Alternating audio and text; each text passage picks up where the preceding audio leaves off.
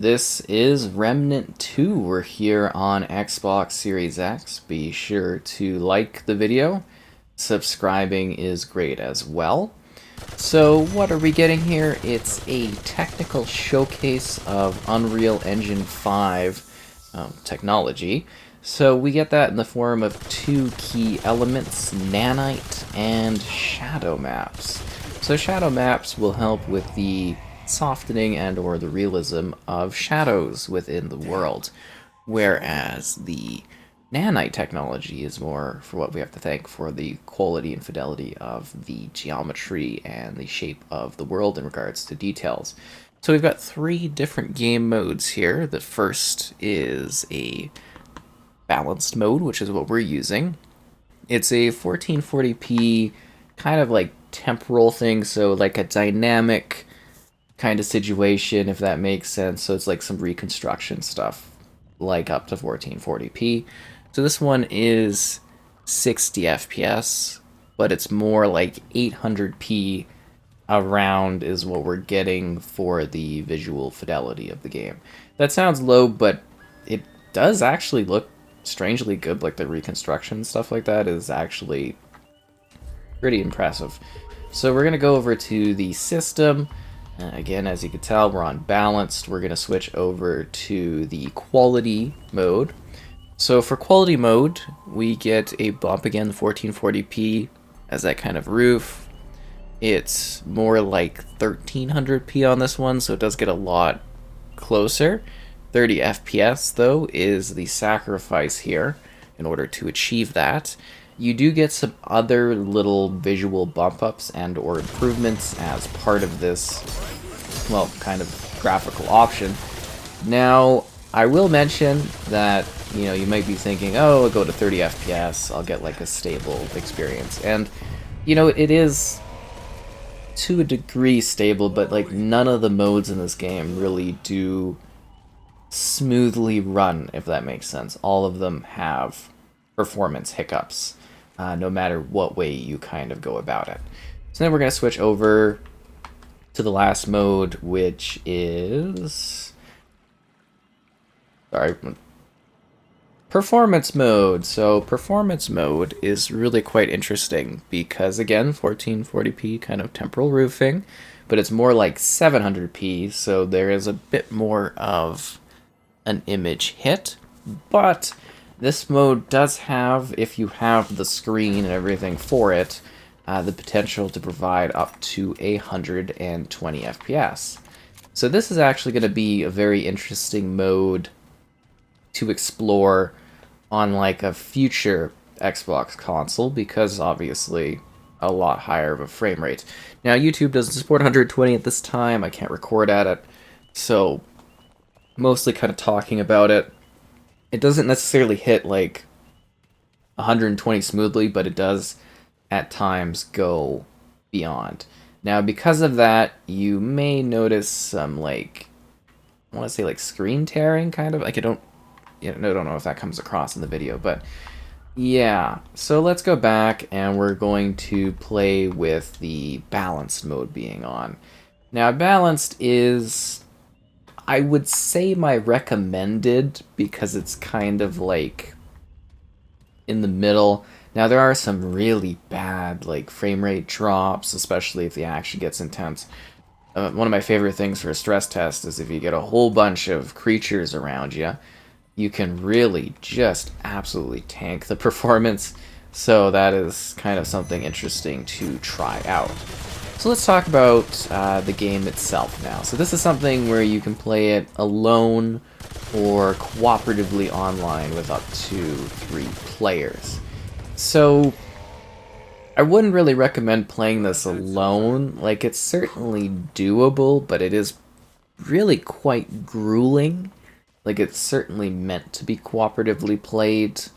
It may seem easy, but I've kind of like, I'm in this adventure mode, so the game's split between like a main kind of campaign and then like an adventure mode, which it doesn't impact your campaign if you want to do quick runs. So in the game, you're able to like work through quote-unquote a campaign, because there's not much of a narrative here, but you can re-roll. So the fun of this type of game for a lot of people is that you keep replaying it. You finish a run and then you do it again and you do it again, and then there's higher difficulties. The game is pretty grueling on like the low level. Like I tried the second tier and I just could not do it. So again, just kind of a fair warning in that regard is just kind of like, you know, just keep that in mind. That is a very difficult game, and it's a lot easier with others, I would say, but also it's not necessarily going to be a cakewalk either. So just kind of keep that in mind. So yeah, it's Dark Souls with guns. If you liked the original game from Ashes or something like that, it was like Remnant from the Ashes. There's also like Chronos, which I guess is like a prequel one. I've done a video on that too, but that was quite a while ago, and it's a very different type of game because that one's actually like sword and stuff based. So yeah, I guess we'll talk a bit about the story, but first I just want to mention, you know, from a visual standpoint, this is actually one of like the first impressively current gen looking games. Like obviously I don't know how well this comes across. Like video wise, I don't know if it's gonna make it look sharper or whatever. Like I do think like detail and whatnot, like there's barely any pop in, and like aesthetically, are these enemies? It's quite pleasing, and it's very detailed, and there's like a few different worlds that you go to, and the game has procedural generation, so these worlds are always different, and you know that kind of helps when you're replaying and regrinding over and over again, right? So yeah, I want to say it is a bit of a technical showcase, but it also is kind of like, you know, when you really do kind of look at it resolution-wise, it does kind of look a little bit lower res. Like there's kind of like when you move your character's head side to side, you can see like some artifacting stuff. Like it's very technically impressive, but at the same time, I'm kind of like, you know, it feels like these consoles are already kind of limited, which is intriguing because this is a very kind of linear setup. Like it's not really like open worlds, like it's very tight, kind of Fable-esque worlds where it's sort of like hub type areas you're visiting, and then you go off into dungeons. So I just wanted to make that comment about the game. It's like I do think it's kind of a technical showcase. At the same time, I would sit here and I go, I feel like we're already limited and we haven't really seen too many games similar to this, but it is very beautiful visually. I do really like what they've done with the aesthetics and design of the overall world. So from a storytelling perspective, there really isn't much of a narrative. Like, the story in this game just, it's like there was so much room to do something interesting. You basically get a Last of Us kind of opening, and then all of a sudden you're thrust into a portal thing to follow some lady you don't even know, and you get like, you go through a world which could take any quantity of time. You know, you could spend maybe a few hours sitting in this world. If the difficulty is too tough, you have to start from like the beginning. You have to re-roll and pick a different, like a lower difficulty, which can be challenging. But you know, you can always have it where it's open, where people can join. Like you can change your game session, so you can do that if you'd like to. But yeah, it's just there really isn't any story progression really, and then it just kind of ends, and then you just kind of go and redo stuff. And so I would have liked a little bit more of a care for storytelling. And while the game is procedural, like the different areas you go to do come across as different each time you go in, like the dungeons. And there is a healthy quantity of dungeons across the different segments. So this is like a bit of a forest kind of overgrowth world. There's like a Victorian era kind of town with regular, because you kind of go through these like these crystals, and they're like portals to other worlds, so you get like good variety. And then there's like a space future one where like robot kind of things are attacking you, and you know, like they're pretty detailed environments, and they do look good, and the pieces look different. But I did find where you'd go into an area with certain, like the dungeons would kind of be like a little repetitive. Like there's one where it's like, I had the sundial puzzle where you have to like solve this procedurally generated randomized kind of sundial puzzle. I found that one showed up a few times in the same area, and like some of the layouts and stuff were very familiar. Like I get it's like, you know, you handcraft things and it's just procedural and how they fit together, and that works really well. But like at the same time, I also sit there being like, well, it does feel limitless, I guess. It does also feel like not even that many times going through it or revisiting the same spot that I was kind of like, oh, I already am very familiar with this. And yeah, it really depends on how you kind of look at this. If you look at it like a dungeon crawling game, like it's going to be varied enough where you're like, oh, okay, this feels fresh and whatnot. But otherwise, you might kind of be like, reach my limit and stuff like that. Now, I do find this game to be really kind of like obnoxiously annoying in terms of like difficulty and overwhelmingness. And it's like, if you die, you have to redo the same area, like in Dark Souls, and you have to, like, literally re-fight everything over and over again, which is something I just don't care for, and it's really, really quite grueling. Like, some of the boss fights are just utterly ridiculous for no point other than being utterly ridiculous, especially some of the last level ending bosses were just... It really didn't make sense for them to be as crazy as they are. Like, they just sit there and they, like, sponge. But then on top of sponging, they've got, like, some insta-kill type moves, or they've got a situation where it's kind of, like, essentially relentless, where you don't get a single moment to, you know, reload or use health, and they just keep coming at you over and over and over again. And that, to me, is a bit of a problem, because I didn't really get a chance to react or think or do stuff. And that can be quite frustrating. Again, where the cooperative angle comes in, I think that helps quite a bit, but when you're by yourself and you really don't have much time to do stuff, it can be very vastly overwhelming and, again, very, very annoying. So the game also has this system of archetypes, so I chose the medic class like a fool. Go for the doggo, because the doggo will revive you and give you a hand. So I recommend for that. But yeah, the archetypes and stuff are kind of like interesting. And you do meet some unique characters within the world.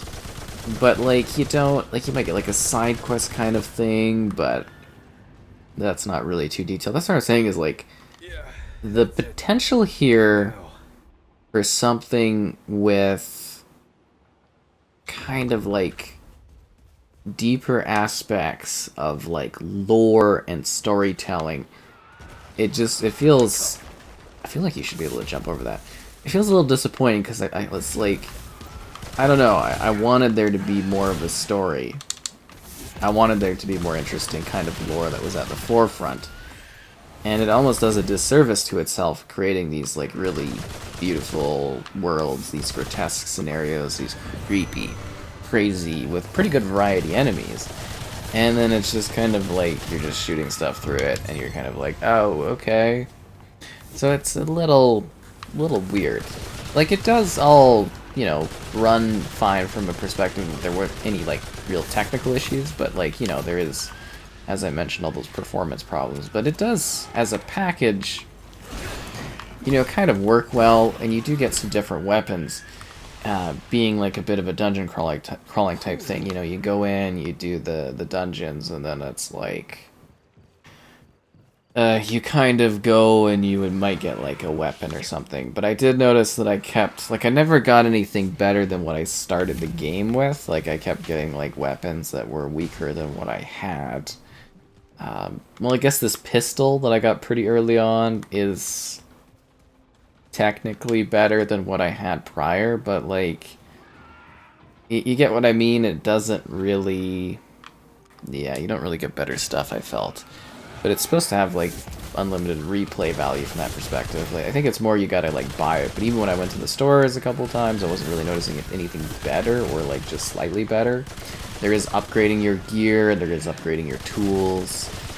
So, like, yeah, I mean, you can get weapon mods, and they change things like that, and I'm going through this pretty easily because I'm just kind of shooting stuff at a peaceful pace while talking, and, you know, visiting one of the open kind of realm areas. Like, there's actually, like, you know, dungeons, usually. I'm really coming across any.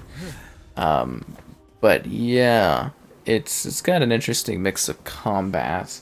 And I think this one is really going to come down to your threshold for the interest of like the Dark Souls type genre. So for me, it's just like, you know, I'm kind of like, oh, another Dark Souls. Like the first game, I didn't like when I first played it. And then like I came back to it to do a Series X video talking about it and everything like that, and kind of anticipation of this one. And I enjoyed it more when I had a co-op partner that kind of came in and helped me through it, I guess you would say. So like I really didn't quite enjoy this game because it is that sort of thing where it's like you're just like redoing the same thing over and over again, and you know there's not really any story, and the bosses are just so obnoxiously, ridiculously grindy, whereas even three of us were just getting pounded by this one boss, or these few bosses, for like no reason other than the boss just being like ridiculous towards the end of the game to kind of like pad time. It felt really strange. And this game also has this really weird mix of like moments where there's nothing going on. Like it's really strange to me. Like sometimes there's a lot happening, and then sometimes you're just kind of wandering, and then it's a really bizarre, kind of perplexing adjustment where you're kind of like, what is, you know, and then the puzzles with the randomness to them is annoying, and then like the game doesn't really give you any direction either. So you're kind of just going from spot to spot, getting like attacked and killed by things. So I think if you liked, as I said, the first game, I think you'll find this one to be a bit more challenging, a bit more hardcore, and that will either be for you or not really for you, depending on the type of player you are. I did find this very, very frustrating and tiring, and it's not necessarily something that I liked playing. I do see why this type of game is interesting to some people, obviously, because I know this genre continues, the Souls genre continues to be a popular, never-ending thing. I do also want to talk about the trait system. So the trait system, you get these cards, and then every so often you find like a trait point, which is like a skill point, and then you can improve your tree, and then you gain things like health and other abilities. I thought that was kind of an important thing to sort of mention in this one, because it is an interesting element of it. So yeah, this one I would say very much is something where cooperatively, I think you can find some value in playing this, especially if you can find others, which seems to be somewhat hard to get other people to hop into your match and stay as well. So yeah, it's really going to come down to what you sort of expect out of this game, what you want out of this game. It will be extremely challenging, so if you're not prepared, play on like the lowest difficulty. Like, it's not even joking, this game. Like, it is really, really ridiculous and exhausting to play. And it does provide like a good amount of gameplay. I do want to get that across. Like, you do get, I don't know, something like, I'm trying to think how much time I spent. Probably about 12 to 15 hours or more, depending on like if you're doing dungeons, kind of rushing through it. There are a lot of different places you can visit, a lot of different things you can see. So from like that perspective, it's kind of interesting. Like, it really kind of is. The environments, the details. It's kind of a neat little showcase of Unreal Engine 5 in action. I think that's kind of cool, because it's a technology that we still haven't really seen a lot of. But it does lead way for, like, slightly murkier visuals because of it. But, like, those visuals are, as you're seeing, really, really incredibly detailed, like the rocks and the weird, grotesque stuff on the walls. Really, really unsettling, but really quite cool and very visually appealing. I think it's quite neat. The designs of the characters. Like, this game has a really good art direction to it, if that makes sense at all to you, but like it really does kind of have a cool vibe and atmosphere. But it's just whether or not you're going to have a grueling time or not is really going to be up to the individual player, like yourself. So good luck out there.